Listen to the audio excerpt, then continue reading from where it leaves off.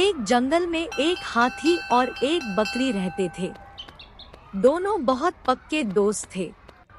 दोनों साथ में मिलकर हर दिन खाने की तलाश करते और साथ में ही खाते थे।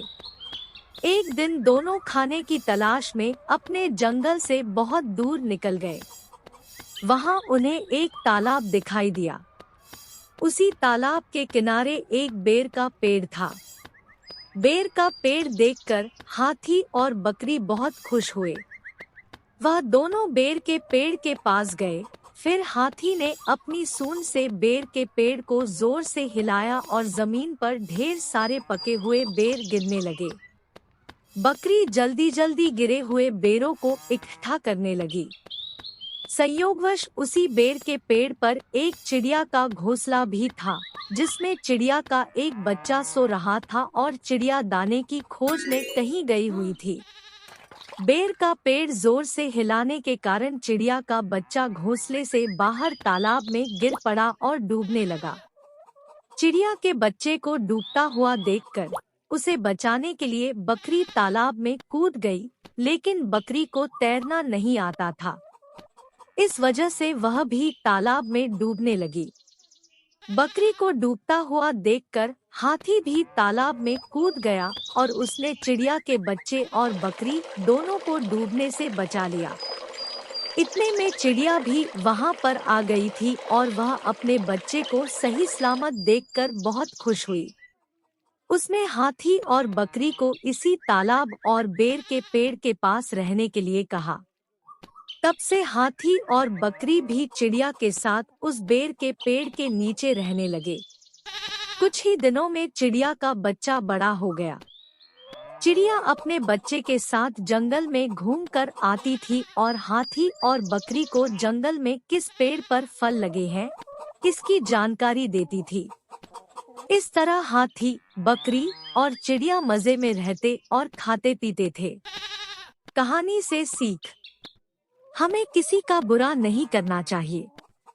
अगर हमारी गलती से किसी को परेशानी होती है तो उस गलती को सुधारना चाहिए और मनमुटाव दूर करते हुए एक दूसरे की मदद करनी चाहिए।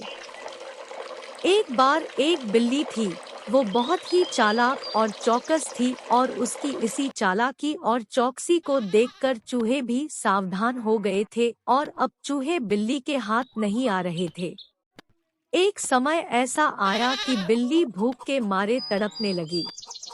एक भी चूहा उसके हाथ नहीं आता था, क्योंकि वो उसकी आहट सुनते ही तेजी से अपने बिल में छुप जाते थे। भूख से बचने के लिए बिल्ली योजना बनाने लगी। तभी उसके दिमाग में कुछ आया और वो एक टेबल पर उल्टी लेट गई। उसने सभी चूहों को यह सोचने पर मजबूर कर दिया कि वो मर चुकी है।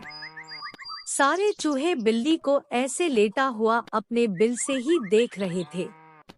उन्हें पता था कि बिल्ली बहुत चालाक है, इसलिए उनमें से कोई भी चूहा अपने बिल से बाहर नहीं आया।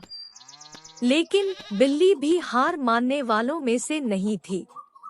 वो बहुत देर तक उसी टेबल पर उल्टी लेटी रही। धीरे धीरे चूहों को लगने लगा कि बिल्ली मर चुकी है। वो जश्न मनाते हुए अपने बिल से निकलने लगे।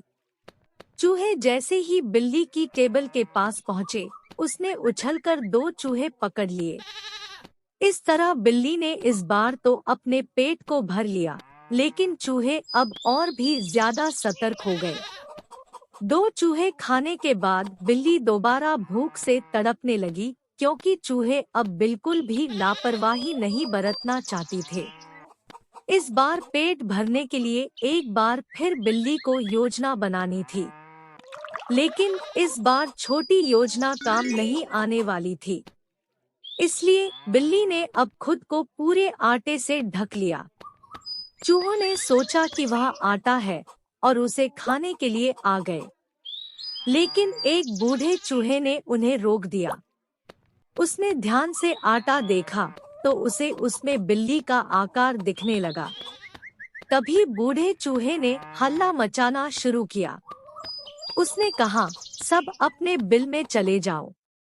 यहाँ आटे में बिल्ली छुपी है, बूढ़े चूहे की बात सुनकर सारे चूहे अपने बिल में चले गए।